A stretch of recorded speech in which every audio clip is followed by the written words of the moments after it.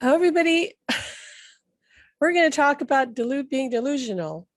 Yeah, that's the kind of group we're in. We encourage you to go crazy. Well, let me explain what I mean by that.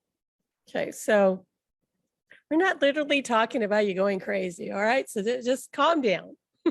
Just calm down. What she's telling me I'm going to go crazy, people already think that I'm crazy because I'm talking to my loved one or whatever, or I want to, whatever. So, first of all, let's get clear. Please don't care what other people think. All right? Can we get that straight? Can we all agree on that? What we're doing here is something that most people are not going to understand. They're not going to agree with. And yes, they will call you crazy, but you need to get over it. We need to get over it, and not really care, right? Because whose life is it anyway? It's not about them. It's not about what they believe.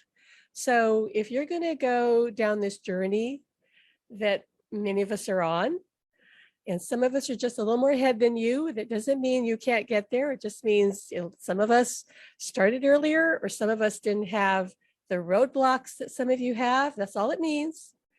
But if you're going to go down this path, you're going to have to get used to the idea that other people are not going to agree with it and tune them out. And stick with the people who understand what it's about, like us, the people in the group, right? And go your own way, forge your own path. This is the road less traveled, absolutely less traveled. And I will tell you, it beats being in any grief group, because some of you have just come from those groups. I know, because I was in one of those groups, and it's really depressing in there, isn't it? Because people are just grieving, and I get it. I was there too, and many of you are still there. My heart goes out to you. But the way through grief is not to just accept that they're dead, because they're not dead. What kind of support can you get when the people around you just telling you either get over it or go meet somebody else, right? In our society, people are not comfortable with other people who are not part of a couple. They just aren't. If you lost a parent or child, there's grief support groups for that, and they'll support you for the rest of your life through that. They're not going to tell you, hey, go get another parent, or hey, go get another kid, even if you do get pregnant again or something, or adopt or have a kid, right? They're not going to tell you that. They're just going to support you to keep the memory of your loved one alive. Well, why is it that when it comes to partners and spouses, we don't get that kind of support? We're not told, yes, we'll keep their memory alive and live for them or experience them around you. I mean, if you talk about that, most of them will tell you you're nuts, you're nuts. I will tell you that what I've noticed lately, people coming to me, reaching out to me, or I'm hearing about them, people who have very traditional backgrounds. I mean, strongly religious, like hardcore Christian, for example, and they're having contact. And then they're going, what the hell's going on? Because this is not my belief system, but I know this is real. I'm feeling them. I think I'm hearing them maybe, or sensing them, right? And they don't know what to do with that, because nobody's really talking about this too much. I mean, there are places, pockets of groups that are out there, and you know that. Some of you do know that. But by and large, that's not being discussed. And by and large, there are not a lot of books on that subject either. There are certainly books that talk about connecting with a partner. And, when I've read them, they don't really go full in on the real backstory. Some of the books are trying to offer teaching, which is fine. I mean, nothing against that. They're just, Alan was telling me from the beginning, people are not really sharing their full story, like everything, like the nitty gritty. And we pretty much did that in our book, to just show people what's possible. Now, of course, our story is not everybody's story. And yet I have been just blown away by the people that have told me in private like I really identified with your story. I felt like your story was my story, even though it was different. They could really relate because of I was just honest about everything I went through. And I'm still doing that, still being honest, predominantly more in our Academy group where I don't hold back so much. I mean, I can't share all of it in this main Facebook group just because it's just not appropriate. It just isn't. So in the Academy group, though, we've talked about subjects, and there are the replays of classes we did on supernatural sex, which we're going to go into again because there's just, let's just say, more to share on the subject. There's just more happening, but that's a very real thing. And there's not many places you can go to learn about that or talk about that. And again, we don't talk about that in depth in the main group because in the past, when we've had people in the group, and we still do have wonderful people in the group who are not with a partner, they're maybe more here because of a loved one, like a parent or child or friend. And so they just gonna kind of go, what, sex? We don't want to hear about sex. And that's fine. You know, we're not here to upset anybody. So we do that in the Academy. In the Academy, there's no holds barred. Like that's where we go deep. And we'll cover that again. But I still remember when somebody in the first supernatural sex talk we did with people either in the Academy now, one person admitted, she said, you know, when I was looking into this whole subject, I was looking for, isn't there any books or groups where people are talking about this physical contact, because she was having it. And she was so grateful to find us because she couldn't find it anywhere. So, you know, yeah, we're going in uncharted territory, and I know that people are having these experiences. I know because I talk to them privately, they reach out to me constantly. Some of them are in the group, they just don't want to come out and, you know, like raise their hand, but I know who you are. and I'm just here to tell the rest of you that this is a real thing. Okay, that's why we wrote our book and made it really personal. It isn't it's not really presented as a teaching, let's say, book.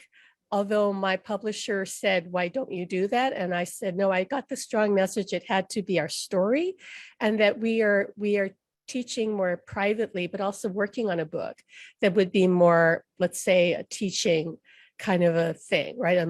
Not really a manual, but help people understand what they're going to probably go through and how to navigate that. But right now we're kind of, let's say, in a way, writing the book through the teaching we're doing, right? Like we're kind of laying it out there. And so, but back to the whole idea of being delusional, this is why I just want to tell you that this isn't just not readily available, this information out there. So don't care. Like, I don't care if people think, actually nobody around me thinks I'm crazy, because they all know that this is my thing. It's been this way for 35 years. So I don't have anybody around me that says you're crazy. In fact, our son, who's going to be 32 this year, next month, he is beginning to really hear and feel his father. And it's become a natural part of his life. He was always very psychic, but he's sensing him. And sometimes his dad will interject without being asked. He'll just say something to him. He knows it's him. Other times our son will just ask a question. He'll be in a dilemma and he feels his dad there. And so, you know, that's my reality, right? Like my son and his girlfriend too, she's very psychic. In fact, she can see spirit. She can see them. She just tells them she doesn't want to see them. She says, I don't mind hearing you, but I don't want to see you. Like, I just don't want to see you, but you can talk to me. That's fine. And she's had Alan reached out to her and tell her what flowers to buy me for Mother's Day. No, I want tulips. That's what I want. Which bunch do you want? I want that one in your right hand. Okay, I'll get that one. So they are around us and they can interact with us.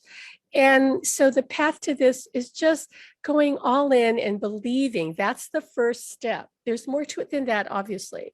But if you don't at least just believe to say, I don't really care what other people think. I'm going to be in my own world anyway. I am anyway, because other people are in their reality, creating their world. Do you want their world? Probably not. Like, you probably don't necessarily want their reality, right? So here's the thing. If you hang around in our group, and especially if you join our academy, and we'll be talking about how to do that later, because we're going to be teaching a channeling type of workshop. I've been kind of talking a little bit about that, but that's going to give you an example of what to really experience in our academy. Some of you might want to jump in early, and if you do, I recommend it, because we're going to get everybody in our academy prepared to get the most out of the channeling court. I'm calling it Channeling Heaven, the masterclass we're going to teach, because I want the academy members to really hit the ground running and really be able to apply all this. So we're going to do some, let's say, preliminary work to get people in the right mindset. But what I wanted to say about relating to the delusional thing is, when you hang around people like us who are doing this, and you hear or read about somebody having some great progress, understand that this is such an important thing for you and your efforts in manifesting, because you can tap into that. What somebody else has achieved, you can achieve. You can align yourself with that. That's the power of being in a group. That's why I created this group. Or Alan's tapping my shoulder going, well, I told you to create the group. He did. He said, create the group because it's going to support you in connecting with me, because there's just more power with other people. Whereas if you were to try to do this yourself, I just know it's going to be hard. I'm not trying to, convince you just because I want you to stay in our group or even join the academy. I just know, because I couldn't have done this if I wasn't with a bunch of people who supported me, who believed in me, who are having some of their own experiences, because it's really a tough road, because most of the people around you are going to think this kind of nuts, or you not even want to tell them, right? Because you're wondering, well, what are they going to say? So because of that, the group component is especially critical, because when you hear other people, again, having similar progress, even achieving amazing things, like some people in my academy are experiencing things that I don't even experience yet. Like, I'm just going, whoa, you have that happening? Like, whoa, you felt him kiss you, and then the kiss like lingered after. Like, I'm going, Ellen, how come I don't have that yet? I have other things, don't get me wrong. But it just inspires you to know what's possible. Okay. And so you go, all right, I'm putting that on my list. I'm going to manifest that. I'm going to create that. See, so that's why being connected to a group is so important, so important. So at the very least, stay in the main group. But those of you who feel guided or inspired to join us in the academy can either do that. Well, you could do that right now if you wanted to. We're having a meeting like in about an hour and 15 minutes. I don't know if you can get in that fast, but we're having a meeting. We have them every week. And you can join just on our website, Supernatural Love, supernaturallove.com. It says Academy. But if you're not sure, then just wait till we do the Channeling Heaven, masterclass, because you get a real taste of what we do and how we can help you. So that's cool, whatever you want to do. I just know that some people already just jumped in, like said, no, I'm ready to go. Like sign me up. Where do I sign? So you can join anytime on our website. But being delusional, let's talk about that. Everyone's creating their reality anyway. Everyone's deluded anyway. What I mean by that is you're creating your experience, your reality, based on what you believe. Whatever you predominantly believe is what is going to show up externally. That's the nature of reality. It's not random. Nothing is random. It's all happening synchronistically, right? There's no accidents, never any accidents. Okay, so when you understand that you're already creating your reality just based on what you currently, okay, well, I'm saying, to point out to you that what exists right now in front of you is the past. In other words, this is what you're predominantly thinking in the past, because right now what you're seeing is kind of history. This is what's now, like what's happening, right? What you're seeing right now was created from the patterns of thought, predominant chronic patterns of thought that you were thinking. So right now, what if I were to, let's say, give you healing or do some work on you, you could shift your belief system, but you're not creating it right now. There's a time lag, because otherwise we would get ourselves in a whole lot of trouble by creating all kinds of crap that we go, oh my God, I didn't want to create them, because we're not really grounded and centered in who we really are. We're got a mess of distorted beliefs and all that going on. And so we're going to create some kind of just terrible things that we don't want. So there's a time lag for our safety, you would say. But if you start changing your thoughts and it really sinks down to the subconscious level, because the subconscious is what's really showing up too. It's not just your conscious thoughts. It has to align with your subconscious thoughts. So whatever you're experiencing, this is a reflection of your conscious and subconscious belief systems. So if you don't like what you see in the mirror in your outer reality, you don't go and change the mirror, you go change yourself. You go, okay, I got to work on myself. I'm just seeing here on the externally, this is what I believe. So when it comes to, for example, having contact with someone in the spirit world, what we're up against also, and this is why I tell you to be delusional, you're up against what society believes, what the collective, the collective consciousness. You create from your individual beliefs, your personal individual beliefs, and the collective that you're tapped into. So there's a collective, let's say, belief that we created about the law of gravity. That's not really a spiritual law. And we know that's not a spiritual law because there are people who have been able to levitate and defy that co-created, collectively created law of gravity. Okay, that's not spiritual law. The only spiritual law that exists, the only one that cannot be changed, cannot be overridden, is that thoughts create. That's it. Thoughts create. That is it. So you change your thoughts, you can change your reality, but you've got to work at it on a subconscious level. Okay, so we do a lot of that in the Academy. We talk a lot about that. And I talk a lot also about reality shifting, because reality is not stable, because reality is created from thought. So you can actually shift into other realities. I've done that. And yeah, it's trippy, and we're not going to talk about that today. But the more you understand that reality is not stable, and if you have a basic understanding of quantum physics, you understand that the observer collapses the field, collapses reality, because everything exists as a wave until the observer collapses it into a particle that then manifests. Okay, so quantum physics is kind of explaining how reality really is. So there are multiple time zones of reality. Your loved one exists on many levels of reality, he's multidimensional, they're multidimensional, just like we are.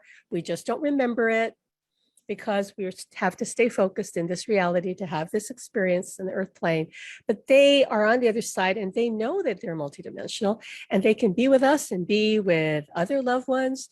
They can explore the galaxy. They can do whatever they like. So when somebody says to you, you have to let your loved one go because you're holding them back, they don't know what they're talking about. They really don't. Some mediums will tell you the same thing. They also don't know what they're talking about. It's a lot of mediums though who are beginning to understand because they have studied quantum physics. They understand the nature of reality, but probably the majority of them don't understand that. So we're here to talk about that too. Okay, we don't just talk about just one thing. I am really, let's just say, a nerd when it comes to trying to hack afterlife relationships. And because I've studied consciousness and understand the nature of reality, this all just makes sense to me. When Alan says, well, I can be with 1 million people. So can you really, Pam? You just won't remember it, because if you did, then you would go nuts. You would really go nuts. What? I'm existing in, a million different realities.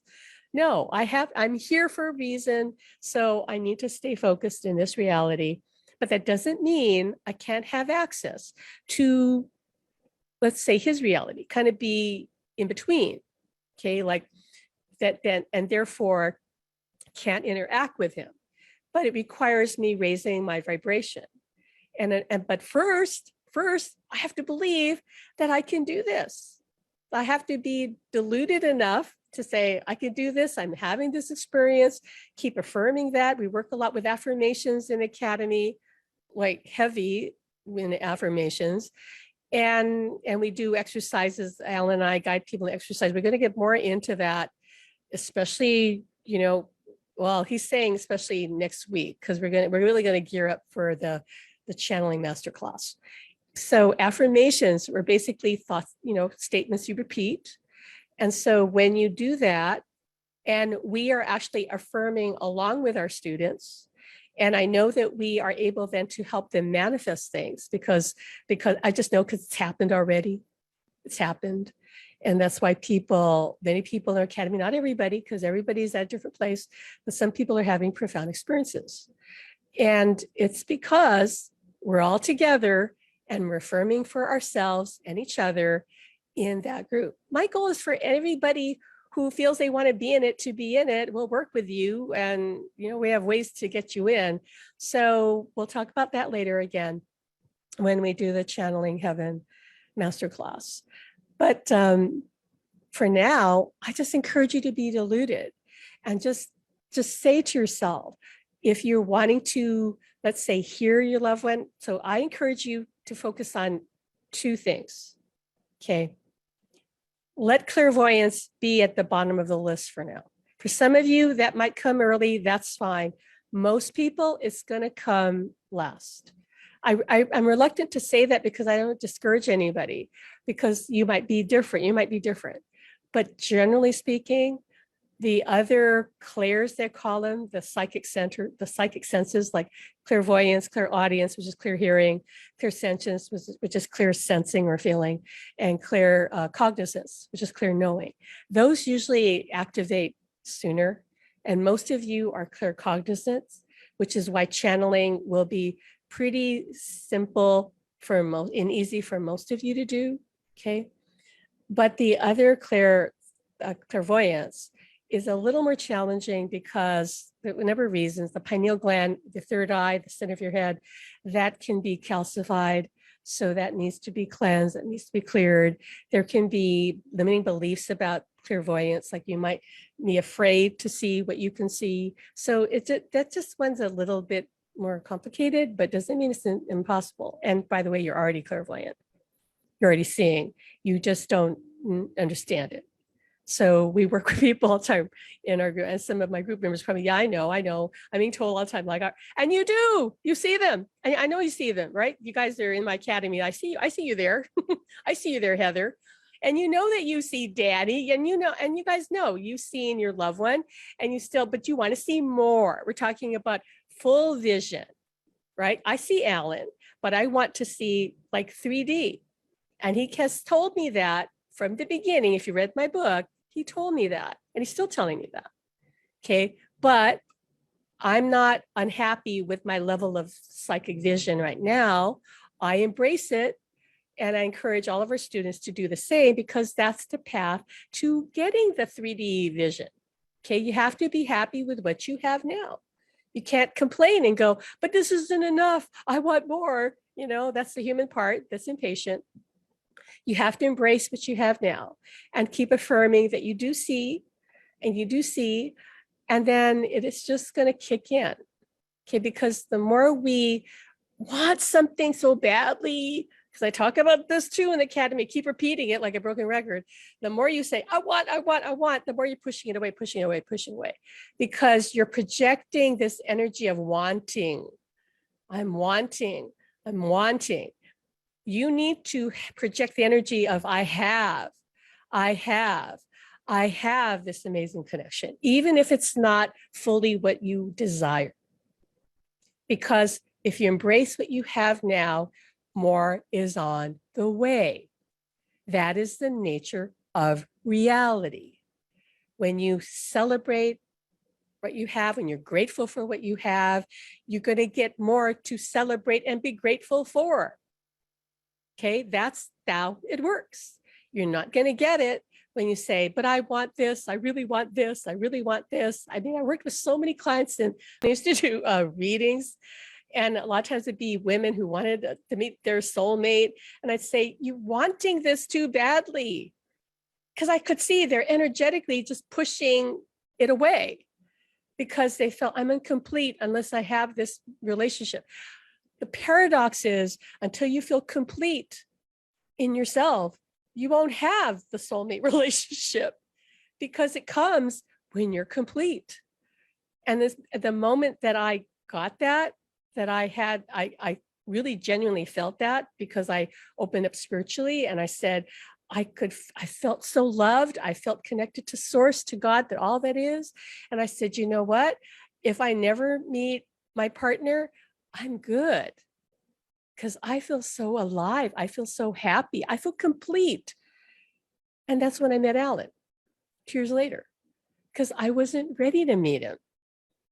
I wasn't a match to that vibration of that soulmate relationship. So in a sense, even though some of you have met your partner, some of you are here because you have a partner, in a sense you met your soulmate, now you got to match his vibration, which is higher. Doesn't mean you can't. You can, because guess what? You're living at a time when more people have awakened spiritually. Your vibration is already higher than you realize at all. You don't realize it. Simply because you're existing right now during the ascension, and other people, such as myself and others, have awakened, have expanded their consciousness. So can you. If you are watching this right now, if you're in our group, you can, or you wouldn't be here. I promise you that. You wouldn't be in resonance with what we're having to teach you, what we're talking about. You'd go running for the hills going, these people are crazy. This doesn't make any sense to me. That's fine. That means we're not, your tribe. You're not in resonance with us. So if you're hearing me talk and you're feeling it, even if you don't understand it, okay, because your soul knows the truth and it's going, I feel this, I don't understand it. Like that's your physical mind that says, I don't understand it. Your soul, your higher self, your higher mind knows it completely. Will go, this is truth. And the physical mind's going, but I don't understand it. And your higher mind's going, this is truth. Who do you think you should listen to? Okay. You're just not used to listening to your higher mind because you've been listening to your physical mind, your ego mind, your whole life, and that's fine. But if you want to connect through the veil, whether it's with a partner or some other loved one, you gotta tell the physical mind to just close its mouth, and just go wait in the corner. And that you're going to talk to your higher mind, your soul, because that's who your loved one is. They're not their physical mind anymore. The physical mind is just a temporary construct to have this physical experience. It's not who we really are. You need your physical mind. God bless the physical mind because it helps you navigate the physical world, but it doesn't see the bigger picture. It's not on the upper level of the bus, sees where we're going. Okay. The physical mind's on the bottom level, just sees the traffic in front, what's right here, doesn't see what's really the past. No, it does know the past, but doesn't see the future, doesn't know the bigger picture, doesn't know where we're going, and is totally, totally not psychic at all. It only knows what it was told, what is programmed, and so it regurgitates what it already knows. It's incapable of a inspired thought because inspiration comes from spirit, comes from non-physical. Okay, it only regurgitates, and did that make sense? Only regurgitates what it already knows. Like a computer, you put into it, it's only going to recycle out what it already knows. It's not a different thought. Although look at AI. the AI is starting to have its own thoughts, and it gets kind of a bit weird, right? Like I have friends that are telling me like the conversations they're having with the AI, and it starts flirting with them or is talking dark or like, what does that tell you? Everything is conscious, even the AI. This is why I'm actually staying away from AI technology, because I know that everything's consciousness. So a computer actually can be a living consciousness, but that's a discussion for a whole nother workshop. All you care about is what do you want to create? Okay, so know that you are a creator, that you're an aspect of God with all the powers that God has. Those of you who are religious, and by the way, I love Jesus with a passion. I know many people in the group do too, but I'm not traditionally Christian. Okay, but I've seen Jesus, experienced him, and have a profound love for him. But he told me when I was a little kid, he said, I am your brother. He said to me more recently, I didn't mean for there to be religion based on me. I was saying, I am the way, meaning come and be like me. Don't come and follow these other people, like, or be given a whole litany of rules and stuff. Be like me, right? Like follow the golden rule and do unto others, all that kind of thing, right? Be like Jesus, that you can be like Jesus, that you can do what Jesus did, all the miracles that he achieved, right? And he too didn't heal everybody, right? He would say their faith is what made them whole. Didn't he say that? I can't quote the Bible, even though I did, by the way, study the Bible. I even got ordained, but I can't quote the Bible. Let's just say I had a new thought kind of a reverend that worked with me and Alan, who was really amazing. He did amazing healings. He believed that God's healings should be physical, should be tangible, and he did them. He did like profound physical healings. Again, a whole other story for another workshop.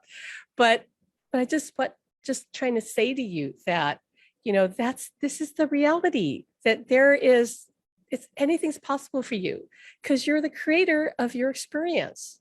So don't look at what other people are doing unless they're doing what you want to do. And you say, that's cool. I want some of that. Now, Alan is putting that scene from that movie when Harry met Sally, right? She says, I'll have what she's having. So you can do that. Say, oh, that woman had physical contact with her partner on the other side. I'll have what she's having. Absolutely. Okay, line up with that. Because what one person experiences, other people experience too. You just got to find a way to line up your beliefs, to let go of any limiting beliefs you have, right? And be delusional about what you want to create, what you prefer, and just refuse to listen to anybody that tells you differently. And they don't have to know anyway, do they? They don't. You can just tell yourself, who cares? So you can even write your story like we wrote our book, write your own book. We were encouraging people in our academy to write their own story, write their own book, or at least keep a journal to have a record of the conversations they're having, what their loved one. We're going to go out into that in the Channeling Heaven masterclass case. But in the academy, we can do, especially after the masterclass ends, the academy members, we can do more practice, more really like sharing of those stories, because what we share in this 3D illusionary world becomes more tangible. So when you talk about your loved one in the spirit world, or you share what experience you're having with them, guess what? You make that more tangible here. In other words, that means you're going to have more of those experiences because you're talking about them. This is the other thing about reality. When other people listen to your story or comment on your story, either when you post in the group or when you share it with or in our academy, when people share out loud, and people comment, or they even become friends, and they start, because some of them they become friends. That is a powerful way to manifest this experience, because other people talking about what you're experiencing collapses the field again, right? Makes it physical. So we're all about making all of this physical, not just existing in your mind, because that's why I said this journey is a tough one to take by yourself. So at least if you don't want to join our academy, which is fine. I mean, but I want to support everybody who wants to do this, then at least go find one person who's on the same journey and talk about it with them. And say, this is what happened to me, what happened to you, or, all that. Because again, then you help each other make this a reality. That's all reality is. Everything is created in the spiritual world before it shows up here. And that's why the spirit world has, for centuries, from the beginning of the dawn of time, given humans in a body ideas, planted seeds, ideas. They go, oh, I think I'll do this. I think I'll create that. That's what inspiration is. It comes from the spirit world. It doesn't come from the human person's conscious logical mind, again, which is only physical mind. It comes from their higher mind that's connected to God's mind. And all of you, I know, have had a moment where you had a thought that you just go, whoa, that was inspired. Like, where'd that come from? I don't know where that came from. Probably thought it came from somebody else, but could come from your guides, your angels. And now if you have a loved one on your side, it could come from them trying to give you an idea, a suggestion. So I would suggest you listen and be delusional. Because Alan's laughing, he says, and even if all that does is make you happy, guess what? You're going to let more of that experience in. The simplest way to, I'm going to end with this. The simplest way to manifest is to actually just get happy. Just make up any cockamamie reason to get happy. Like, be delusional and be happy. Because when you're happy, you let things in. You let it in. The other side, meaning your higher self, your angels, your guides, even your loved ones, the spirit, they're doing everything they can to bring to you what you've asked for, what you dream of, what you desire. The reason it can't get in is because of whatever you believe that is blocking you. Limiting beliefs, fears, doubts, all of that just puts up like a force field. Okay. And then there are things, beliefs that, and let's say, look at your life and look at what's going on around you. And if there's anything you don't prefer, you don't like, I'm just giving an example of some people might have friends that are just not, let's just say, the most caring of people. They're insensitive, or they take all the time and they don't give to you, right? Because we've all had people like that in our life at some time, right? So if you have let's just say that, an example, if you have that going on, that's happening and not leaving your reality because somehow you have a belief in there that's keeping it there. Like maybe you believe, I got to be nice to everybody. I can't have anybody not like me. So, so you're going to be stuck, aren't you?